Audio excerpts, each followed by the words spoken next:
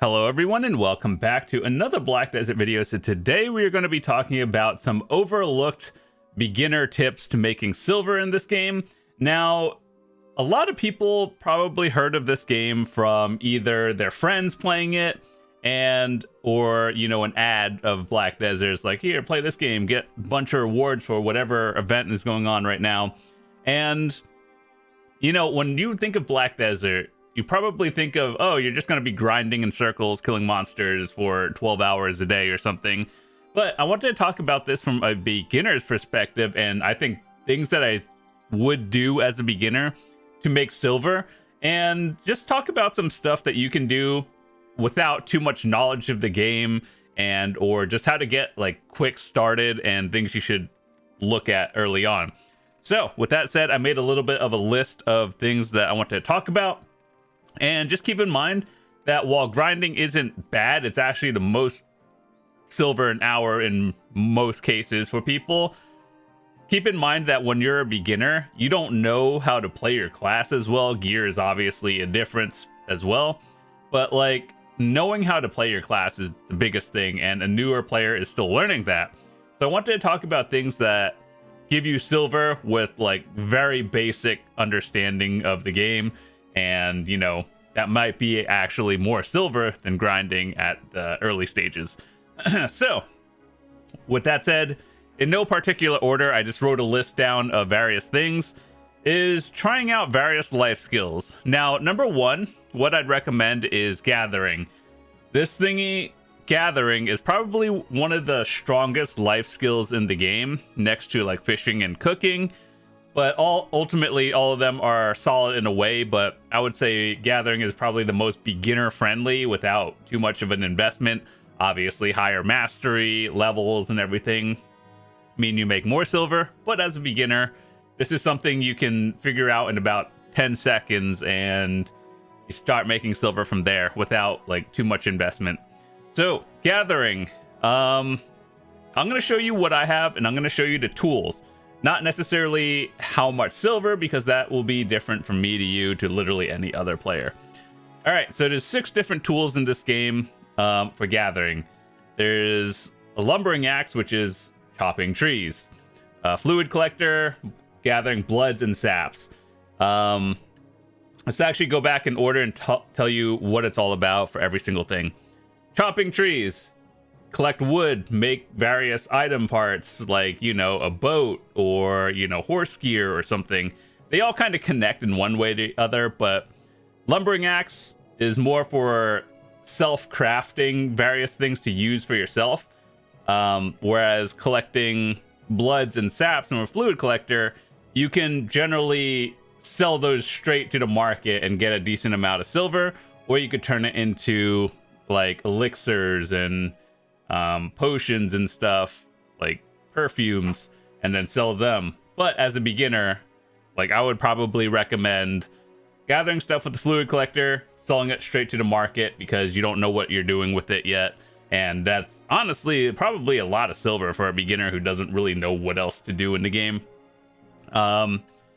Butchering knife is as you think it is. It's gathering meats.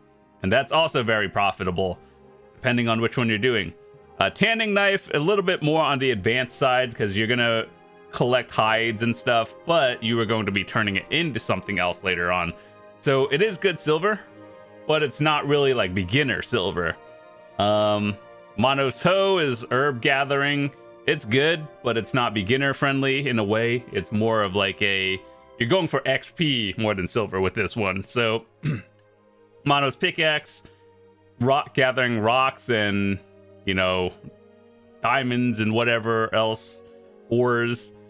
So this one, it's used to like craft the other materials. Like let's say you're getting a cooking utensil or an alchemy thing, you want to do that. You get the minerals and materials for that and craft those. So they're kind of all connected. But if I were a beginner, which one would I do? Probably fluid collecting and or butcher knight or butchering, and those would probably get you the most early game silver, and then you learn how to do the other ones and then go from there. So next thing I want to talk about is fishing. fishing is very good silver. Admittedly, when you're first starting, you're probably going to be like, oh, I didn't make like 2 billion silver like everyone else. That requires a little bit of investment, but like the time I would recommend like a new player to go fishing is like if you plan on leaving your game on overnight when you're not playing, set it to fish somewhere, and then you just wake up in the morning with a bunch of fish in your inventory. That requires having the inventory too, but yeah, then you just sell it and then there's money. So the more you play, more money you make, but as a beginner, you're gonna make a lot less than endgame players. All right, so all of the other ones are, they're also very good silver, but I wouldn't really say they're like beginner friendly ones. Cooking might be a good one if you do a lot of gathering and you're like, oh, what do I do with all these materials? Cook it, or alchemy. Cooking is more profitable than alchemy just across the board because you can mass process, saves a lot of time, and there's a lot more recipes that are a lot easier to make than alchemy. Alchemy is just kind of an advanced thing, but very recommended eventually. And then processing is another AFK one. Everything else is kind of, it's there, you could do, but I would say learn the game before trying those. But ultimately, it's, at the end of the day, it's a video game. You do whatever you want. All right, the next thing I want to talk about is, for making easy silver, is literally login rewards. Now, it's kind of overlooked in a way because, you just kind of collect them as you log in. But like, if you're a beginner, you're probably going to get a different tab than all of us, like an extra one, I should say. And those are like beginner rewards. You're collecting all these materials. You don't know what to do with it. And trust me, like the beginner rewards, I've seen screenshots of them. Those are pretty good, actually. Just log in every day, collect all these materials, and you're like, what do I do with it? If you don't know, just keep it in your storage. You will use it eventually. Trust me on that one. And then your daily, monthly login, the usual stuff. When in doubt, here's what I would say. You see this Black Spirit safe over here? This is essentially where all your login rewards and event items go when you get them. Just keep them in there until you think you're going to use it, and then you take it out because it's like free inventory slots. As long as you don't touch it, it stays there. It's kind of like free inventory. So only take it out when you think you're going to need it, or if you sell it for silver and everything.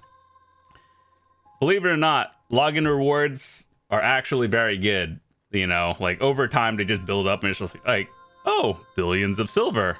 And so, yeah, as long as you're like logging in every day, even if you're a new player and you're just like, I don't know if I really want to play every day, or, I don't have time to play every day, just at least try to log in like every day. And then, you get good rewards. The next tip that I would give all of you as a new player that is overlooked is making sure your energy isn't capped out. So energy is kind of like silver in a way. It's not like 1-to-1, but you use energy to like gather, for example, and then all the materials you get from gathering, you can either sell it, process it, and so on. Energy can also be invested into nodes and then, workers from the worker manager. And you basically find all the NPCs over here through NPC, and then find whatever, click whatever you want to look for. So yeah, biggest tip that I can give all of you, never let your energy cap on any of your characters, and try to use it on something, and you'll just make some silver over time with it. Here's a beginner tip that I would give to people. If you, let's say you only play one character, right? And you're like, okay, so I have a few characters here, but I don't really play them. What do I do with the energy? In Velia, there's an NPC where you could turn your energy into energy potions and then sell them. That is lazy and probably lowest amount of silver. High amount of silver is using all your energy on every character to like gather or something. But when in doubt, invest it into a node that you plan on grinding with. So like, let's say you are, I don't know, let's say you're grinding, what's a spot that, I'd recommend for people? Just pick a spot. You'll see a little node that says you like level 1 in the circle. You can invest energy into that one, and it increases your drop rate. So when in doubt, use the energy on something, don't let it fill up, and then, you know, essentially it turns energy into silver in some way or another. All right, so while we're talking about energy and everything, nodes and workers. This is something that when I first started the game, I didn't really fully understand the concept of it, because it was just like, even though when I first started, we didn't have all the regions. All we had was like Balanos, Serendia, and then Calpheon, I think was, you know, a little bit later. But either way, when you first see all this, you are probably overwhelmed. Like, a new player seeing this is like, what is happening here? What does all this even mean? So basically, in a TLDR, very short version, these things are nodes. They connect from the towns, which are green ones. You click this, invest in the node, and then you can invest the energy into the node.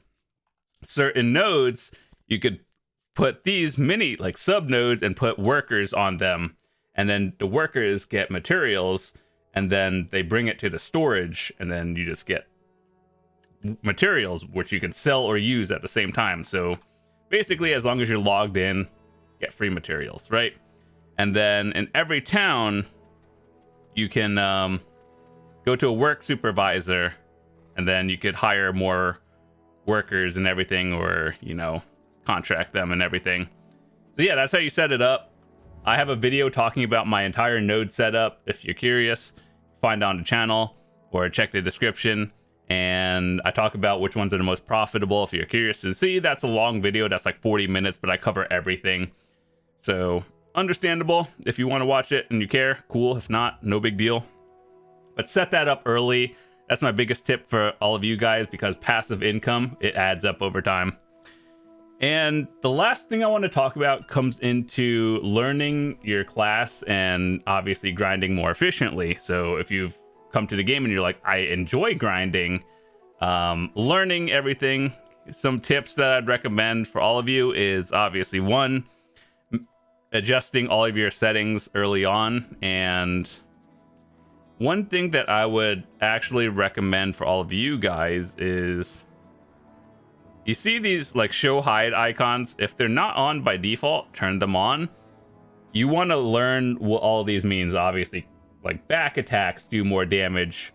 You could set it to like crits do more damage. Your defensive icons, if you plan on PvPing in the future, learn what all these icons mean. Just quickly, the one on the far left is invincibility. That means you cannot be damaged. The middle one with the yellow, it's super armor. That means you cannot be CC'd while that's up and you're in an animation. And the final one on the far right is forward guard, which means you cannot get CC'd through the front. You can get CC'd through the back. So learning all these icons will not only help you in both PvE and PvP. Like, if you know what these are, some enemies can CC you. You won't get CC'd if you just play correctly in a way. And yeah, just learning these will help you be more efficient grinding, PvPing, and whatever. And then the same miss effect, you kind of want to see this. I think it's a little bit less relevant nowadays in 2025 because people just ramp in gear with the free handouts they give. But it's still good to see, like, if you're more fighting another player and you're just like, you see all these misses and you're like, oh, I'm not hitting them. What should I do? Get more accuracy. Or I think there's been a study or like a research thing that was like, these misses don't actually mean what it is, but that's like a more complex, advanced thing that I could talk about in another video. But essentially, if you see misses, something's happening, and you want to minimize those misses. But for PvP, that's a whole different story. PvE, you just know what's happening. So anyway, learning all the icons of everything, learning your playstyle will help you as a beginner. And honestly, quite honestly, it just helps everyone across the board. And with that said, that has been 5 tips that I wanted to share for beginners that are like overlooked and things I just think are very important for early on players who don't really know what's happening. So with that said, once again, thank you so much for watching this video. If you're new to your channel, hit that subscribe button. I have a bunch of videos lined up that I still need to work on and should be coming out in the near future. So if you have any questions, drop in the comments. You can join the Discord as well. And I will see you guys later. Peace.